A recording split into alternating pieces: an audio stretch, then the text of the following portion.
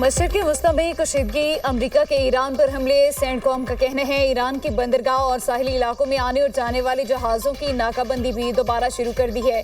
खत्ते में 20 से ज्यादा जंगी जहाज और सैकड़ों जंगी तैयारे ऑपरेट कर रहे हैं। ईरान ने 7 तिजारती जहाज़ों पर हमले किए। मुख्तलिफ ममालिक में शहरियों को भी निशाना बनाया। 10 से ज्यादा शहरी हलाक, जख्मी या लापता हो गए। ईरानी शहर अंगाम, बम्पोर, बंदर अब्बास, केशम, होर्मुज़गान और सिरक में धमाके सुने गए। ईरान ने बोशहर न्यूक्लियर पावर प्लांट पर फ़िज़ाई दिफाई निज़ाम फ़ाल कर दिया। आबनाए हुर्मुज़ में झड़पें और फायरिंग का तबादला। ईरानी मीडिया के मुताबिक ईरान का आबनाए हुर्मुज़ पर मौसर कंट्रोल कायम है। आबनाए हुर्मुज़ में मुतादिद तेल बरदार जहाज़ों को हिदायत पर अमल न करने पर रोका गया और बाज़ पर फायरिंग भी की गई। ईरान के कुवैत बहरीन में अमरीकी अड्डों पर हमले। पासदारानी इंकलाब का कहना है बहरीन और कुवैत में दुश्मन के असलहा ज़खायर को निशाना बनाया। कुवैत के अली सालम एयरबेस में ड्रोन लॉन्चिंग पैड को तबाह कर दिया। उर्दन के अजरक अड्डे पर अमरीकी ठिकानों को ड्रोन से निशाना बनाया गया। हमले ईरान पर अमरीकी हमलों के जवाब में किए।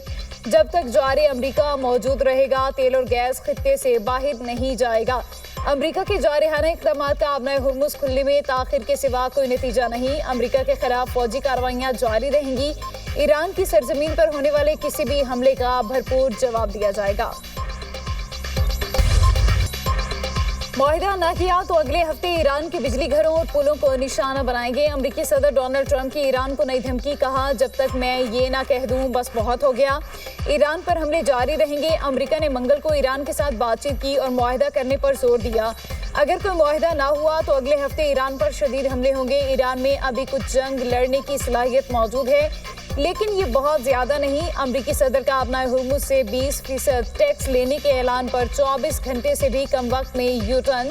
कहा, आबनाए हुर्मुज़ से टोल टैक्स लेने का ख्याल ही उनके लिए नापसंदीदा है।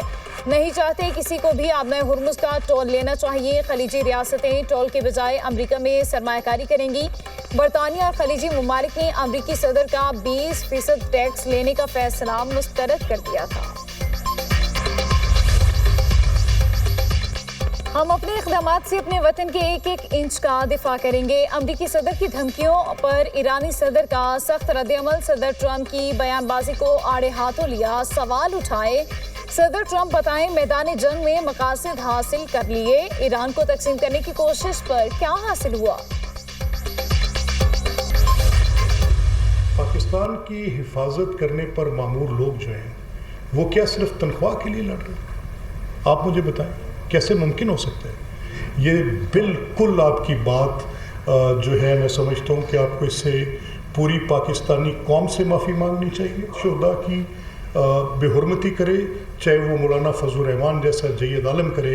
हम किसी से भी अवाम पाकिस्तान ये ना तवक्को करते हैं और हम आपसे तकाजा करते हैं कि आप इस पर माफ़ी मांगें। फजलुर रहमान का शोहदा से मुतालिक बयान अफसोसनाक है। मौलाना पूरी कौम से माफ़ी मांगे। क्या पाकिस्तान की हिफाजत पर मामूर लोग सिर्फ तनख्वाह के लिए ही लड़ रहे हैं? स्पीकर पंजाब असम्बली मलिक मोहम्मद अहमद खान की प्रेस कॉन्फ्रेंस। बोले, अफवाज की बेतौकीरी नाकाबिल कबूल है। मौलाना की बातें किसी सूरत दुरुस्त नहीं। सियासी जदोजहद को किसी तौर पर तशद्दुद से नहीं जोड़ा जा सकता। दहशतगर्दी के खात्मे पर पूरी कौम का इत्तफाक है। दहशतगर्द हमारे आइन को नहीं मानता, मुल्क पर हमले करता है, मासूम लोगों को शहीद करता है। उनसे बातचीत कैसे की जा सकती है?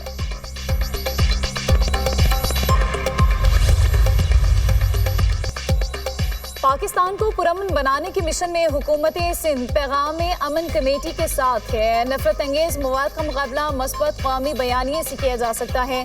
वज़ीर आला सिंध मुराद अली शाह की उलमा के हमरा प्रेस कॉन्फ्रेंस। हाफिज ताहिर महमूद अशरफी ने कहा, फोर्सेस के जवान तनख्वाह के लिए नहीं, हमारे लिए कुर्बानियाँ दे रहे हैं।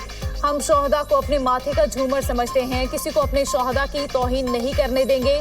शोहदा के अहले खाना से माफ़ी मांगता हूँ। उलमा कराम का कहना है, इदारों पर सियासत करने का किसी को कोई हक नहीं है। फितना अल हिंदुस्तान और फितना अल खवारिज के पुष्पनाही करने वालों का खात्मा ज़रूरी है। सीनियर वज़ीर सिंध शर्जील इनाम मेमन ने कहा, आज मेंबर और मस्जिद से सिर्फ इत्तेहाद और यगानत का पैगाम जाना चाहिए। पाक फौज के जवानों की कुर्बानियों को सियासत की नज़र नहीं करना चाहिए। मौलाना फजल रहमान साहब की एक स्टेटमेंट देखने को मिली, जिसमें उसने जलसियाम में जो बड़ी अफसोसनाक एक स्टेटमेंट दी, जो पाकिस्तान की फ़ौज या आप ایف سی کی بات کریں یا پولیس کی بات کریں، انہی شہداء کی وجہ سے ہم نے پاکستان کو آزاد کیا، انہی قبائل نے شہادت دے کر ہمارے جو ہے باؤنڈریز کی ہمیشہ حفاظت کی. تو شہداء جو ہیں وہ ہمارے سر کا تاج ہے، ہمارا فخر ہے. ان کو اس اسٹیٹمنٹ کے ذریعے میں سمجھتا ہوں کہ جس طریقے سے اسٹیٹمنٹ دی گئی ہے وہ میں سمجھتا ہوں بڑا افسوسناک ہے. یہ وہ بیانیہ ہے جو ملک دشمن بیانیہ ہو سکتا ہے. گورنر خیبر پختونخوا نے فضل الرحمان کے بیان کو افسوسناک قرار دے دیا. فیصل کریم کنڈی کا کہنا ہے پاکستان کا امن فورسز کے شہداء کی مرہون منت ہے. شہداء ہمارے سر کا تاج اور فخر ہے. ملک آزاد بھی شہادتوں کی وجہ سے ہوا اور قائم بھی شہادتوں کی وجہ سے ہے. ہم دشمن کے خلاف حالت جنگ میں ہیں. ایسے موقع پر مولانا کو ایسی بات نہیں کہنی چاہیے تھی.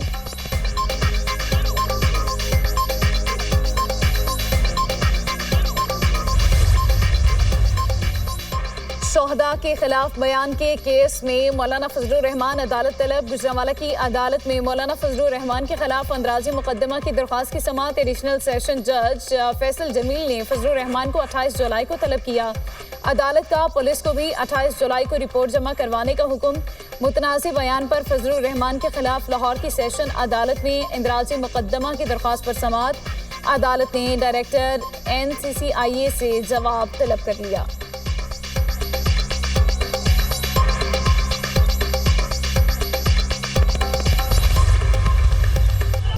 پاک فوج FC بلوچستان اور پولیس کا مشترکہ آپریشن شابان جاری. سیکیورٹی فورسز کی مؤثر کارروائیوں کے دوران مزید 3 دہشت گرد جہنم واصل. دہشت گردوں کی گاڑی کو بھی کامیابی سے نشانہ بنایا گیا. سیکیورٹی فورسز کی جانب سے خوارج کو فضائی اور زمینی کارروائیوں کے ذریعے نشانہ بنایا جا رہا ہے. آپریشن شابان میں جہنم واصل کیے جانے والے دہشت گردوں کی مجموعی تعداد 88 ہو گئی. 5 جولائی سے اب تک آپریشن شابان اور دیگر انٹیلیجنس بیسڈ آپریشنز میں مجموعی طور پر 126 دہشت گرد جہنم واصل کیے جا چکے. آخری دہشت گرد کے خاتمے تک بلوچستان میں آپریشن شابان جاری رہے گا. وزیر داخلہ کی کامیابیوں پر سیکیورٹی فورسز کی ستائش. محسن نقوی کا کہنا ہے قوم دہشت گردی کے ناصر کے خلاف برسر پیکار بہادر جوانوں کی شانہ بشانہ کھڑی ہے. وزیراعظم شہباز شریف سے وزیر مملکت برائے داخلہ طلال چودھری کی ملاقات. وزارت داخلہ سے متعلق امور پر بات چیت کی گئی. ملک کی مجموعی اور سیاسی صورتحال پر تبادلہ خیال کیا گیا. وزیراعظم سے chairman national disaster management authority lieutenant general انعام حیدر ملک کی بھی ملاقات. مونسون بارشوں کے دوران کسی بھی ہنگامی صورتحال کی تیاری پر بریفنگ. شہباز شریف کی صوبائی حکومتوں کے ساتھ روابط مزید بہتر بنانے کی ہدایت. ملاقات میں وزیراعظم کو پیش کی اطلاع کے نظام کو مکمل فعال بنانے سے بھی آگاہ کیا گیا.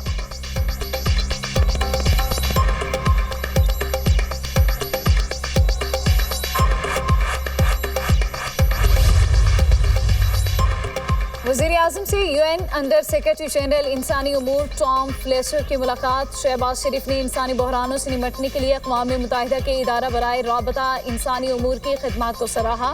2022 کے تباہ کن سیلاب کے دوران پاکستان کی معاونت پر شکریہ ادا کیا. ملک میں قدرتی آفات سے نمٹنے کی صلاحیت کو مضبوط بنانے میں ادارے کے تعاون کو قابل قدر قرار دیا. وزیراعظم نے کہا پاکستان نے قدرتی آفات سے نمٹنے کی صلاحیت میں نمایاں اضافہ کیا. ٹام فلیچر نے خطے میں امن کے لیے وزیراعظم کی کوششوں کو خراج تحسین پیش کیا.